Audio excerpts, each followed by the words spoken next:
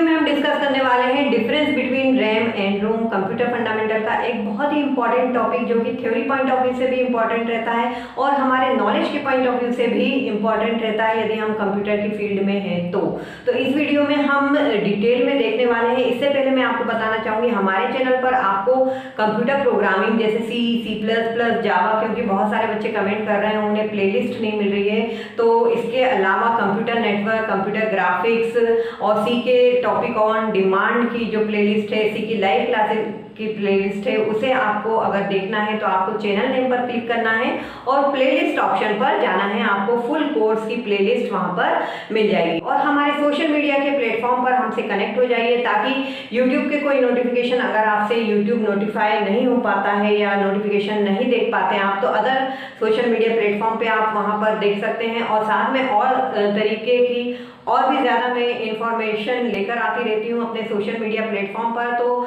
जो भी social media platform है जिनकी लिंक आपको डिस्क्रिप्शन में मिल रही है उनसे हमसे कनेक्ट हो जाइए। कोई भी क्वेरी के लिए आप हमसे फेसबुक पेज पर कनेक्ट हो सकते हैं, हमारे टेलीग्राम चैनल पर भी कनेक्ट हो सकते हैं। तो चलिए शुरू करते हैं आज का वीडियो जिसमें देखने वाले हैं difference between RAM and Rome.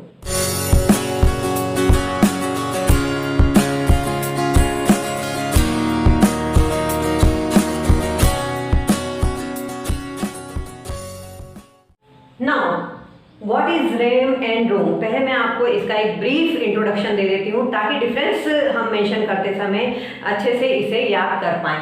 RAM stand for random access memory. क्या होता है रैंडम एक्सेस वो हम समझेंगे।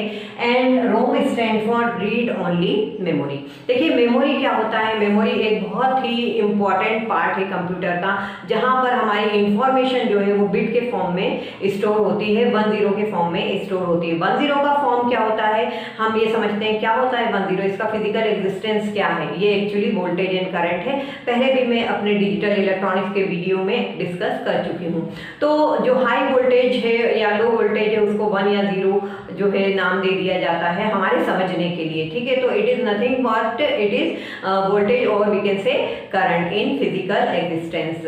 तो ये 10 के फॉर्म में हमारे लिए डेटा स्टोर करके रखती है। यदि डेटा हमारे पास नहीं होगा तो हम कंप्यूटर से किसी पे भी काम नहीं करा पाएंगे। तो मेमोरी बहुत एसेंशियल है कंप्यूटर के लिए, क्योंकि हम जो भी काम कराना चाहते हैं, जो भी कैलकुलेशन कराना चाहते हैं, उसे हम पहले डेटा प्रोवाइड करेंगे और डेटा प्रोवाइड जहाँ पे होगा, जहाँ पे स्टोर होगा, वो एरिया कहलाता है मेमोरी, ठीक है। अब मेमोरी दो प्रकार की हो सकती है, प्राइमरी मेमोरी और सेकेंडरी मेमोरी। प्राइमरी मेमोरी क्या होती है? प्राइमरी मेमोरी को दो टाइप में डिवाइड किया गया है, रैम और रोम। ये दोनों ही मेमोरी जो है वो प्राइमरी मेमोरी है।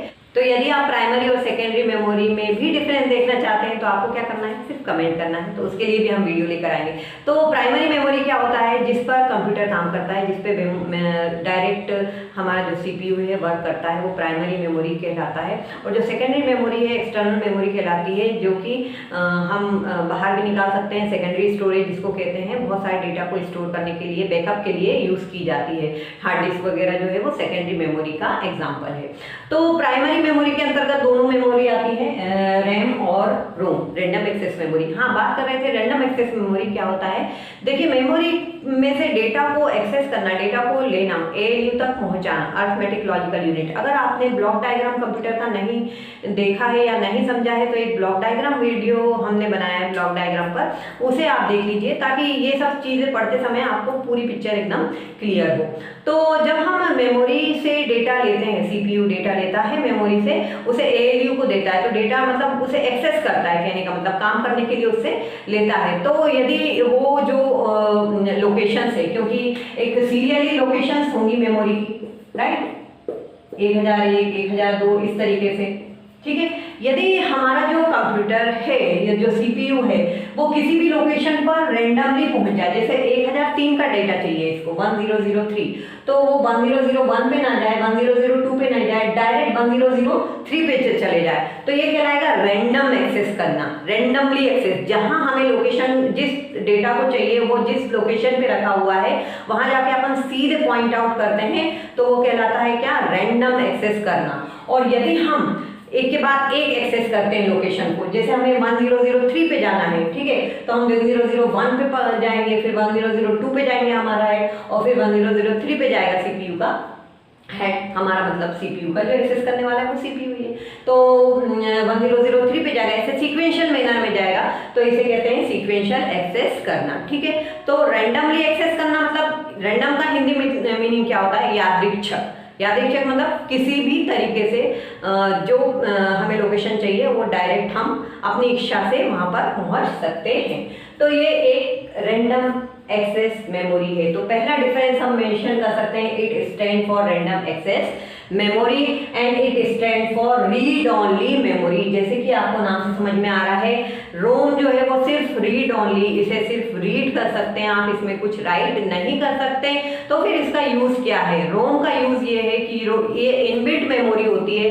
जब हम कंप्यूटर स्टार्ट करते हैं तो हमारा जो बायोस सिस्टम है वो रोम में रहता है। हमारे जो कंप्यूटर के जो हार्डवेयर हैं, जो इनपुट डिवाइस है, जो माउस है और जितने भी कनेक्टेड डिवाइसेस हैं उनको मेंटेन करने के लिए, उनको प्रॉपर तरीके से चलाने के लिए जो इंस्ट्रक्शंस लिखी जाती हैं, जो एक्चुअली बूटिंग प्रोग्राम हमारा कहलाता है, तो वो सब इसमें रहता है, किसमें, रीड ओनली मेमोरी में। यानी ये मैन्युफैक्चर के द्वारा लिखी जाती है। जैसे अपन कंप्यूटर स्टार्ट करते हैं तो जो हमारा कंप्यूटर बूट होता है, बूटिंग प्रोसेस स्टार्ट होती है, वो हमारी रोम की मदद से ही होती है। इसे सीपीयू एक्सेस नहीं कर सकता, ये अपने आप ही कंप्यूटर सिस्टम द्वारा सारे को जो कंप्यूटर डिवाइसेज हैं उनको कंट्रोल करती है, जो कंप्यूटर से रिलेटेड हार्डवेयर अटैच है उनको कंट्रोल करती है, ठीक है, जिससे हम कहते हैं बूटिंग प्रोसेस।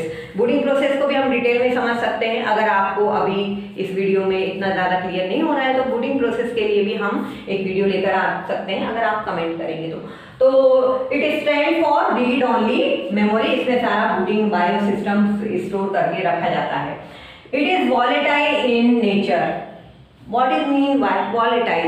एक बहुत ही अच्छा शब्द है कंप्यूटर में। जो बच्चे नए नए आते हैं कंप्यूटर फील्ड में तो उन्हें वॉलेटाइल शब्द, अगर हिंदी मीडियम के हैं तो बड़ा ही कैची सा वर्ड मिलता है वॉलेटाइल। तो वॉलेटाइल वर्ड क्या है? वॉलेटाइल मतलब वैनिश होना और वैनिश नहीं होना, ठीक है। वॉलेटाइल का मतलब है कि ये वैनिश हो जाना, वैनिश यानी हट जाना, डिलीट हो जाना, ठीक है। तो ये वॉलेटाइल है मतलब कि इसका जो नेचर है, यदि हम सीपीयू को बंद कर देंगे, ठीक है, हमारा पावर कंप्यूटर का बंद कर देंगे तो इसके जो कंटेंट है वो वाष्पित हो जाते हैं, वैनिश हो जाते हैं, ठीक है। वॉलेटाइल है यानी इसमें जो कंटेंट है वो हट जाते हैं, डिलीट हो जाते हैं। जबकि ये जो है नॉन वॉलेटाइल मेमोरी, जैसा कि मैंने आपको बताया था, अगर आपको रोम एंड रोम का यूज पता है कि कहाँ हो रहा है तो फिर आप उसके सारे डिफरेंस आसानी से मेंशन कर सकते हैं, कोई भी कंफ्यूजन आपको नहीं होगा। तो इट इज नॉन वॉलेटाइल मतलब कि इसका परमानेंट नेचर है, ये कभी भी डिलीट नहीं होगा। इसका जो मैन्युफैक्चर के द्वारा लिखी गई चीजें, कंप्यूटर को चालू करने के लिए जो चीजें होती हैं तो वो इसमें लिखी जाती हैं, तो ये नॉन वॉलेटाइल रहेगा क्योंकि कंप्यूटर हमेशा हमें ओपन करना रहता है। इट इज टेम्पररी स्टोरेज, इसीलिए इसका नेचर कैसा हो जाएगा, टेम्पररी हो जाएगा और टेम्पररी डेटा को होल्ड करने के लिए किया जाएगा। और इसका जो नेचर रहेगा वो क्या होगा, डेटा को परमानेंटली स्टोर करने के लिए किया जाएगा। It is temporary storage and it store data permanently. You can write here it store data temporarily and it can store data permanently. Okay. It allows reading and writing operation. जो हम CPU जब भी हम काम करते हैं, जैसे हम सी में प्रोग्राम बना रहे हैं, एमएस वर्ड में कुछ टाइपिंग वगैरह कर रहे हैं, तो जितना भी टेम्परेरी डेटा होता है वो कहाँ होता है, हमारे रैम में होता है। जब भी हम बात करते हैं कि हमने जैसे इनपुट दिया, एडिशन ऑफ 2 नंबर का प्रोग्राम बनाया, राइट, तो हम उसमें इनपुट कराएंगे जो चीजें 10 और 11, वो कहाँ जाके स्टोर होगा, हमारी रैम में स्टोर होगा, ठीक है, अनटिल अनलेस हम उसे सेव एज नहीं कर, फाइल हैंडलिंग के द्वारा पूरी तरीके से सेव नहीं करते अपनी फाइल में। तो वो कहाँ पर स्टोर रहता है, रैम में रहता है। तो यहाँ से सीपीयू इस पे वर्क करता है, जो भी कैलकुलेशन परफॉर्म करना होता है उस डेटा को यहाँ से वो होल्ड करता है। कैलकुलेशन के बाद जो रिजल्ट स्टोर कराना होता है वो भी सीपीयू कहाँ पे होल्ड करके रखता है, रैम में होल्ड करके रखता है। It allow us reading operation only, ठीक है, तो ये तो क्लियर है। RAM has large storage limit. अगर साइज की बात करें कि कितने बिट ऑफ इंफॉर्मेशन को ये स्टोर करके रखेगा, तो ये लार्ज नंबर ऑफ बिट को स्टोर करेगा और ये लेस नंबर ऑफ बिट को स्टोर करके रखेगा, इसकी स्टोरेज कैपेसिटी कम होगी। RAM is used to hold data while calculation और running program. It hold data for communication between various hardware. जो BIOS basic input output system होता है, बूटिंग की इंफॉर्मेशन होती है, वो इसमें होल्ड करके रखी जाती है। It is expensive and it is less expensive than RAM. RAM जो है बहुत एक्सपेंसिव आती है और ये जो रोम है वो कंपैरिजन में थोड़ा कम एक्सपेंसिव रहता है रैम के कंपैरिजन में। इसके दो टाइप होते हैं, एस रैम और D RAM. S RAM stand for static RAM और D RAM stand for dynamic RAM. Dynamic RAM में रिफ्रेशमेंट की आवश्यकता होती है, स्टैटिक में जब तक पावर हमारी रहती है तब तक डेटा स्टोर रहता है। इसमें पावर होने के बाद भी डेटा जो है वो चला जाता है अगर आपने रिफ्रेश नहीं किया होता। ठीक है, तो स्टैटिक रैम और डायनेमिक रैम को अगर आप डिटेल में समझना चाहते हैं तो कमेंट बॉक्स में हमको लिखिए, हम इसके लिए वीडियो लेकर आएंगे। इसके टाइप हम लिख सकते हैं PROM programmable read only memory, EPROM erasable programmable read only memory, EEPROM electrically erasable programmable read only memory. ये इन 3 टाइप में अवेलेबल होती है। तो ये डिफरेंस हुआ रैम और रोम में, जो कि आपके बहुत ही काम का वीडियो है।